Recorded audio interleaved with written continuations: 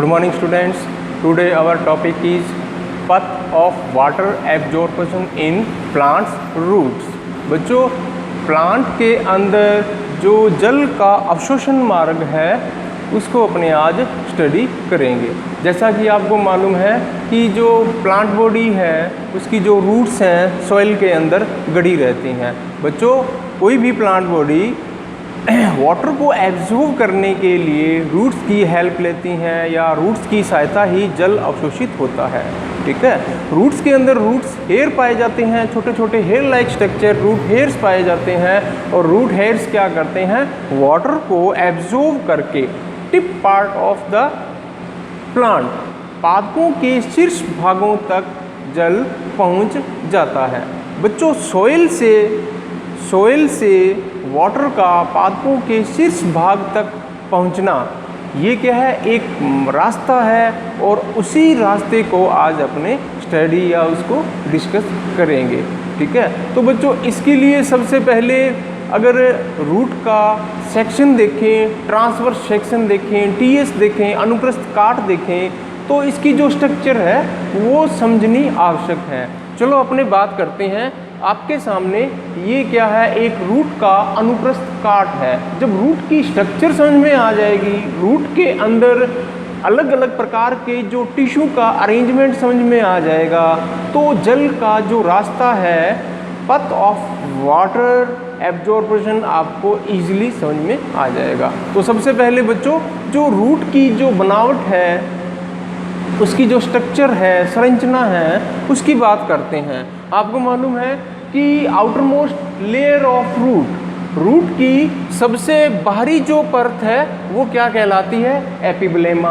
बच्चों एपिब्लेमा, लेकिन जब अपने स्टेम की बात करें, लीव्स की बात करें तो वहाँ पर एपिडर्मिस यूज करते हैं। यहाँ पर एपिडर्मिस ना बोलकर रूट की सबसे बाहरी जो लेयर है उसको एपिडर्मिस ना बोलकर अपने क्या यूज़ करते हैं, एपिब्लेमा यूज़ करते हैं।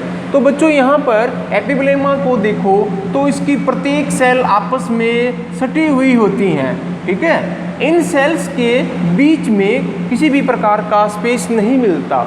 एपिब्लेमा की प्रत्येक सेल कॉम्पैक्टली अरेंज, काफ़ी पास कसी हुई अरेंज रहती है, व्यवस्थित रहती है। इन सेल्स के बीच में किसी प्रकार का अवकाश नहीं पाता। बच्चों एपिब्लेमा की ही सेल एलोंगेटेड होकर वृद्धि करके रूट हेयर की फॉर्मेशन करती हैं, जो कि रूट हेयर का मैंने आपको क्या फंक्शन बताया, वाटर का अवशोषण करना, जल का अवशोषण करना। किसकी हेल्प से, रूट हेयर की सहायता से। ठीक है, एपिब्लेमा के जस्ट नीचे जो लेयर है उसको बोलते हैं कॉर्टेक्स। एपिब्लेमा के जस्ट नीचे का जो रीजन है, क्षेत्र है, उसको क्या बोलते हैं, कॉर्टेक्स। बच्चों यहाँ पर जो कॉर्टेक्स है वो मल्टीलेयर्ड हो सकता है, कॉर्टेक्स मल्टीलेयर्ड हो सकता है। और यहाँ पर देखो जो कॉर्टेक्स की सेल्स हैं उनके बीच में अवकाश मिलता है। ये देखो प्रत्येक सेल के बीच में अवकाश मिलता है, that is also called as intercellular space. Cells के बीच में जो अवकाश मिलता है, जैसे ये देखो ये जो स्पेस है, अवकाश है, ये क्या कहलाता है, इंटरसेलुलर स्पेस। ठीक है, यहाँ पर ये सेल्स कॉम्पैक्टली अरेंज नहीं रहती, ढीले ढाली ये अरेंज रहती हैं, व्यवस्थित रहती हैं।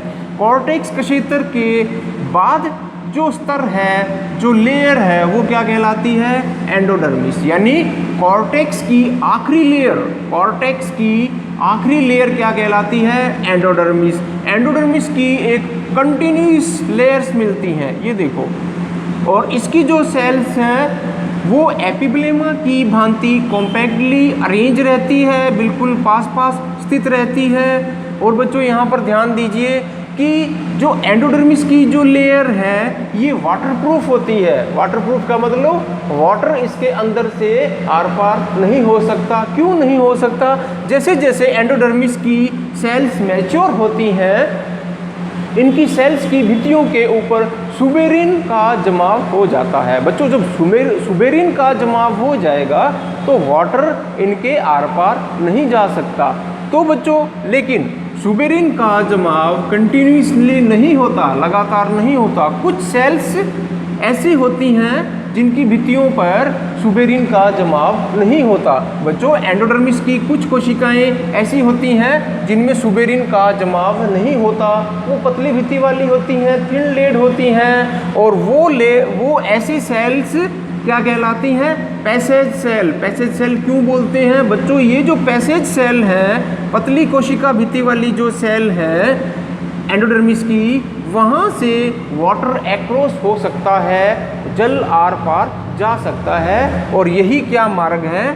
एंडोडर्मिस में सिर्फ यही कोशिका का जल मार्ग है, इन्हीं कोशिकाओं में से जल आर पार हो सकता है, इसलिए इसको बोलते हैं पैसेज सेल। क्यों? क्योंकि ये सेल्स में सुबेरिन का जमाव नहीं होता। ठीक है। और बच्चों, ये सेल्स कहाँ स्थित होती हैं? जाइलम के ठीक सामने, जाइलम के ठीक सामने। नेक्स्ट अपने उसी को पढ़ेंगे। एंडोडर्मिस के बाद जो लेयर है वो बच्चों कहलाती है पेरिसाइकिल। क्या कहलाती है? पेरिसाइकिल। पेरिसाइकिल एक कंटिन्यूस लेयर है, लगातार कोशिकाओं की एक परत है जो कॉम्पैक्टली अरेंज रहती है, और पेरिसाइकिल के बाद फिर वैस्कुलर बंडल स्टार्ट होता है। पेरिसाइकिल के बाद वैस्कुलर बंडल, यानी पेरिसाइकिल वैस्कुलर बंडल को घेरे हुए रहता है। बच्चों, यहाँ पर देखो, अपने जाइलम और फ्लोएम की बात करूँ ना, आपको मालूम है कि स्टेम के अंदर जाइलम और फ्लोएम मिलता है, रूट्स के अंदर भी जाइलम और फ्लोएम मिलता है। लेकिन जो जाइलम के जो टिश्यू हैं, जो एलिमेंट हैं, स्टेम और रूट के अंदर अलग अलग ढंग से व्यवस्थित होते हैं। यहाँ पर आप देखो, ये यहाँ से यहाँ तक जाइलम की सेल्स हैं, जाइलम की कोशिकाएं हैं बच्चों। लेकिन इन जाइलम को अपने प्रोटोजाइलम और मेटाजाइलम बोलेंगे। क्यों? प्रोटोजाइलम सबसे पहले, जाइलम की सबसे पहले बनने वाली सेल्स, और मेटाजाइलम जाइलम की सबसे बाद में बनने वाली सेल्स। तो जो छोटे आकार की सेल हैं वो प्रोटोजाइलम, बड़े आकार की सेल हैं मेटाजाइलम। प्रोटोजाइलम और मेटाजाइलम दोनों को क्या बोलते हैं? जाइलम ही बोलते हैं। बच्चों, जाइलम के ही एलिमेंट हैं प्रोटो और मेटा। प्रोटो का मतलब सबसे पहले बनने वाली, और मेटा सबसे बाद में बनने वाली। ठीक है। तो यहाँ पर आप देखो कि प्रोटोजाइलम के ठीक सामने पैसेज सेल मिलती है। क्यों मिलती हैं? क्योंकि बच्चों, वाटर का इस सेल के अंदर से होकर गुजरना है और कहाँ तक पहुँचना है? जाइलम तक पहुँचना है। इसलिए पैसेज सेल हमेशा प्रोटोजाइलम के ठीक सामने स्थित होती है। चलो बच्चों, अब वैस्कुलर बंडल के अंदर देखो, फ्लोएम, जाइलम, फ्लोएम, जाइलम, ये इनका अरेंजमेंट है। इसको बोलते हैं रेडियल। ज़्यादा डिटेल में इसको एक्सप्लेन नहीं करेंगे, यहाँ पर सिर्फ जाइलम और पैसेज सेल की पोजीशन समझाना अति आवश्यक है। चलो बच्चों, अब अपने स्टार्ट करते हैं कि जो रूट हेयर के द्वारा अवशोषित किया गया जल है वो प्लांट बॉडी के टिप पार्ट तक कैसे पहुंचता है। बच्चों, अब इसके लिए मैं थोड़ा सा प्रीवियस क्लास का याद कराऊंगा। मुझे आप ये बताइए, या आपको मालूम होगा कि अगर डीपीडी को आधार माने तो movement of molecules of water from lower DPD to high DPD. बच्चों, जल के अणुओं की जो गति है वो हमेशा कम डीपीडी से अधिक डीपीडी की तरफ जाती है, कम ऑस्मोटिक प्रेशर से अधिक ऑस्मोटिक प्रेशर तक जाती है। ये आपको दो बातें ध्यान में रखनी होगी। ठीक है। अब अपने स्टार्ट करते हैं। जो रूट हेयर्स हैं वे कहाँ गड़ी रहती हैं? सॉइल के अंदर गड़ी रहती हैं। बच्चों, सॉइल पार्टिकल्स हैं और जो वाटर हैं सॉइल के कणों के साथ चिपका रहता है। ठीक है। अब जो रूट हेयर्स हैं बच्चों, रूट्स हेयर की स्ट्रक्चर देखें तो ये क्या है?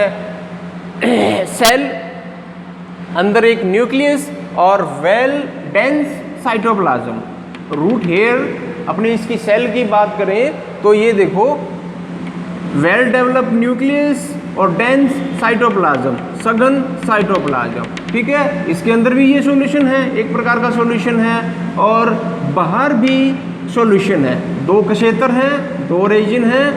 सेल के अंदर भी सॉल्यूशन है, सेल के बाहर भी सॉल्यूशन है, ठीक है, या आपने कह सकते हैं वाटर है। तो मैंने आपको बताया था कि जल के अणुओं की जो गति है वो अधिक सांद्रता से कम सांद्रता की तरफ गति करते हैं। अगर प्योर वाटर की बात करें तो प्योर वाटर बाहर की तरफ है और अंदर इम्प्योर वाटर है। क्यों? अंदर एक प्रकार का सॉल्यूशन है, ठीक है। तो बच्चों इसके अंदर रूट हेयर के अंदर डीपीडी भी अधिक है। डीपीडी अधिक क्यों है? क्योंकि ऑस्मोटिक प्रेशर हाई है। बच्चों ऑस्मोटिक प्रेशर क्यों हाई है? मैंने आपको बताया था कि शुद्ध जल का ऑस्मोटिक प्रेशर 0 होता है और जैसे जैसे उसमें सॉल्यूट यानी शुगर या नमक घोलते हैं तो ऑस्मोटिक प्रेशर धीरे धीरे उसका बढ़ता जाता है। शुद्ध जल का ऑस्मोटिक प्रेशर 0 होता है, 0 होता है। जैसे जैसे उसके अंदर सॉल्यूट मिलाते जाएंगे तो ऑस्मोटिक प्रेशर बढ़ता जाएगा, ठीक है। तो चूंकि रूट हेयर के अंदर सॉल्यूशन है, इसका ऑस्मोटिक प्रेशर ज़्यादा है, डीपीडी ज़्यादा है। किसकी तुलना में? इसका जो बाहर का जो एनवायरनमेंट है, सॉइल पार्टिकल की बात कर रहा हूँ। तो बच्चों वाटर क्या करेगा? कम डीपीडी से अधिक डीपीडी की तरफ मूवमेंट करेगा, कम ऑस्मोटिक प्रेशर से अधिक ऑस्मोटिक प्रेशर की तरफ मूवमेंट करेगा। वाटर क्या करेगा? आउटर रीजन से सेल के अंदर एंट्री कर जाएगा। ये देखो आउटर रीजन से सेल के अंदर एंट्री कर गया, ठीक है बच्चों। जब इसके अंदर एंट्री कर गया तो इसमें क्या होगा? इसकी जो डीपीडी है वो लो हो जाएगी, ऑस्मोटिक प्रेशर भी लो हो जाएगा, ठीक है। अब इसके जो पास वाली सेल है, इसके जो मैंने इसको ए से इंडिकेट कर दिया, ठीक है। जब वाटर से ए सेल के अंदर आया, ठीक है, तो इसकी डीपीडी भी कम होगी, ऑस्मोटिक प्रेशर भी कम हो गया। बच्चों अब इसमें क्या होगा? जो ए के बिल्कुल पड़ोसी वाली सेल बी है, अगर इन दोनों की तुलना करें तो ए के तुलना में बी सेल का ऑस्मोटिक प्रेशर भी ज़्यादा है, इसकी डीपीडी भी ज़्यादा है। बच्चों ए सेल की ऑस्मोटिक प्रेशर डीपीडी कम क्यों हो गई? क्योंकि जल जो है उसने इसके अंदर एंट्री कर ली, ठीक है। अब फिर वही बात, सेल ए से वाटर सेल बी के अंदर जाएगा, तो जैसे ही सेल ए से सेल बी में वाटर जाएगा, बी की जो डीपीडी है वो लो हो जाएगी, ठीक है। बी की डीपीडी लो हो जाएगी तो सी की डीपीडी ऑलरेडी ज़्यादा है। तो बच्चों वाटर ए से बी, बी से सी, सी से डी, बी से ई, एफ और जी।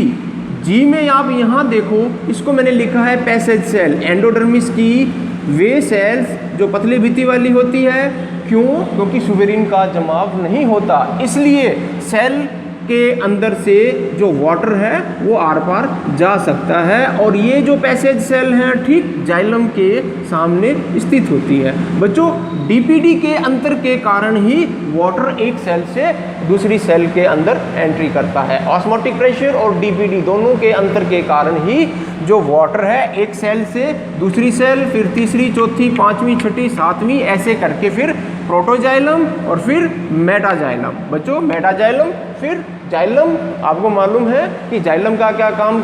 जाइलम का काम क्या है?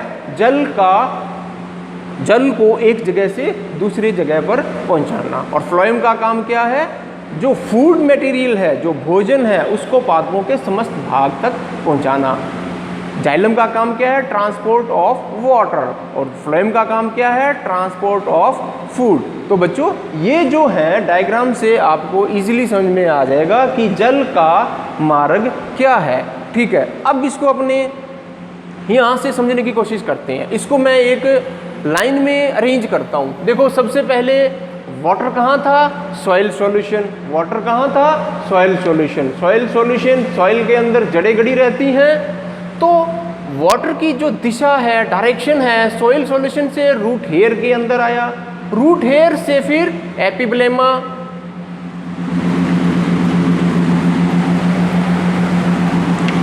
एपिब्लेमा से फिर कॉर्टेक्स की कोशिकाओं में आया, कॉर्टेक्स की कोशिकाओं से फिर एंडोडर्मिस की पैसेज सेल में आया, एंडोडर्मिस से फिर पेरिसाइकिल में आया, पेरिसाइकिल से फिर प्रोटोजाइलम और मेटाजाइलम। बच्चों दोनों ही ये क्या है, जाइलम है। और जाइलम का काम क्या है, ट्रांसपोर्ट ऑफ वाटर, जल का संवहन करना। ठीक है, तो बच्चों आपको समझ में आ गया होगा कि कैसे जल को मिट्टी से अवशोषित करके, सॉइल से अवशोषित करके प्लांट के टिप पार्ट तक भागों तक पहुंचाया जाता है।